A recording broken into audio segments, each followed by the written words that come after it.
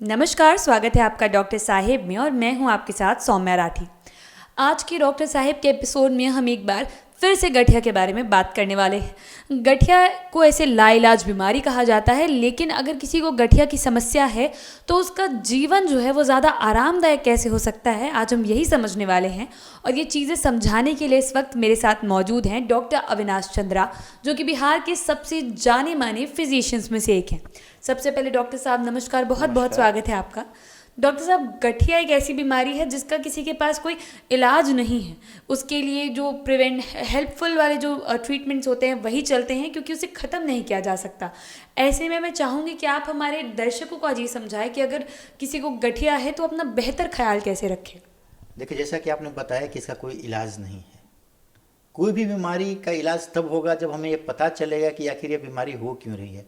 अगर काउज पता चलेगा तब ना क्योर करेंगे। इसका अभी तक पूरी तरह से काउज ही नहीं पता चला है कि ये बीमारी होती क्यों है। वैसे हम लोग बेसिकली 3 तरह का गठिए का इलाज करते हैं। एक तो सबसे कॉमन है जिसको गाउटी अर्थराइटिस बोलते हैं, दूसरा इन्फ्लामेटरी अर्थराइटिस और तीसरा रूमेटॉइड अर्थराइटिस, जिसमें सबसे खतरनाक जो होती है वो रूमेटॉइड अर्थराइटिस होती है। ये आपके शरीर के हर एक जोड़्स को प्रभावित करती है, साथ साथ आपके हार्ट को प्रभावित कर सकती है, आपके किडनी को प्रभावित कर सकती है, यहाँ तक कि आपके चमड़ों को भी प्रभावित कर सकती है। गाउटी अर्थराइटिस, जिसमें लोग आम बोलचाल के भाषा में बोलते हैं कि इनका यूरिक एसिड बढ़ गया होगा, उसमें हम लोग ये मान कर चलते हैं कि यूरिक एसिड को कम करना है।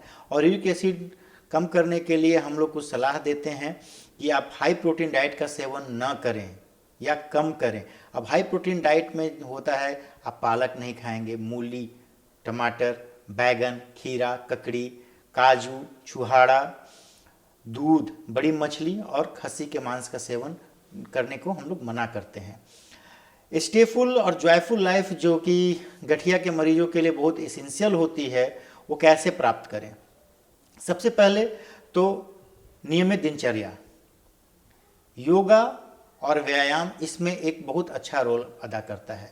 नियमित रूप से हर एक ज्वाइंट्स का एक्सरसाइज करना चाहिए। आप अपने ट्रीटिंग फिजिशियन या ट्रीटिंग डॉक्टर जो भी हैं उनसे बात करें और बोले कि डॉक्टर साहब इसके लिए क्या एक्सरसाइज है, और वो एक्सरसाइज सीख कर आप डेली करें। आधे घंटे से लेकर 45 मिनट का एक्सरसाइज। खान पान में बदलाव करें, प्रोटीन डाइट्स कम करें, और आपको जो दवाएं प्रिस्क्राइब की गई हैं उन दवाओं का नियमित रूप से और लगातार सेवन करें। अपने से दवा बंद ना करें। अमूमन रूमेटॉइड अर्थराइटिस या इन्फ्लामेटरी अर्थराइटिस की जो दवा होती है वो मरीज को ज़िंदगी भर खानी पड़ती है। इन दवाओं का साइड इफ़ेक्ट्स भी होता है, तो अपने फिजिशियन से मिलकर उन साइड इफ़ेक्ट्स के बारे में आप बात करें, और जो वो जांच बताएंगे उसे नियमित रूप से समय समय पर कराते रहें और अपने फिजिशियन से मिलते रहें।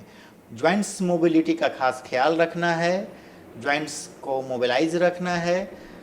जो चीज़ें मैंने बताई उसे नहीं खाना है या फिर कम खाना है, और फैमिली हिस्ट्री का ध्यान देना है कि आपके परिवार में किसी भी सदस्य का पारिवारिक इतिहास तो गठिए का नहीं रहा है। अगर है और आपको अभी तक नहीं हुआ है तो सतर्क रहें और जीवन शैली को, हेल्दी जीवन शैली को अपनाते हुए नियमित रूप से एक्सरसाइज कर अपने आप को आप जॉयफुल रख सकते हैं। जी डॉक्टर साहब, जैसा कि अभी आपने बताया कि जिनकी फैमिली हिस्ट्री में किसी को गठिया रहा है तो उनको फ्यूचर में ना हो, इसका उन्हें ध्यान रखना चाहिए। क्या कोई ऐसा तरीका है जिससे पता लगाया जा सकता है कि एक व्यक्ति को जिसकी फैमिली हिस्ट्री रही है जिसमें किसी को गठिया रहा हो तो उन्हें भी आगे जाके गठिया होगा?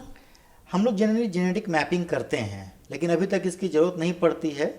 जेनेटिक मैपिंग करा के हम ये चीज़ पता लगा सकते हैं कि इनके गठिया होने के चांसेस क्या हैं। बहुत सारी बीमारियां आनुवांशिक होती हैं जिसमें गठिया भी एक है, और इससे बचाव का सबसे अच्छा उपाय है कि आप नियमित रूप से व्यायाम करते रहें। जी तो डॉक्टर साहब, अगर किसी को गठिया का दर्द बर्दाश्त से बाहर हो जाता है, अगर व्यायाम से भी आराम नहीं मिल रहा है, ऐसे में क्या कोई दवाइयाँ दी जाती है, पेन किलर्स दिए जाते हैं? दर्द के कॉस्ट पे व्यायाम नहीं करना है। आपको दर्द से आराम हो उसके बाद ही व्यायाम स्टार्ट करनी है। जब दर्द असहनीय हो जाता है तो हम लोग कुछ पेन किलर्स देते हैं, वो आपको खाना है, और वो लंबे समय तक नहीं खाना है, क्योंकि हर एक पेन किलर्स का कुछ न कुछ किडनी पे प्रभाव पड़ता ही है। तो आप नियमित रूप से पेन किलर का सेवन न करें, मसाज करें, एक्सरसाइज करें, इससे आप दर्द से राहत में रहेंगे। और जो दवाइयाँ दी गई हैं नियमित रूप से खाने के लिए, उसे एक नियमित अंतराल पर ही खाएं, क्योंकि उसमें कुछ दवाइयाँ होती हैं जो फोटो सेंसिटिव होती हैं। अपने फिजिशियन से बात करके उसके समय अंतराल में चेंज कराएं। बहुत लोग आकर बोलते हैं कि डॉक्टर साहब हमें गठिया था और मैंने ये दवाई खाया तो शरीर काला हो गया।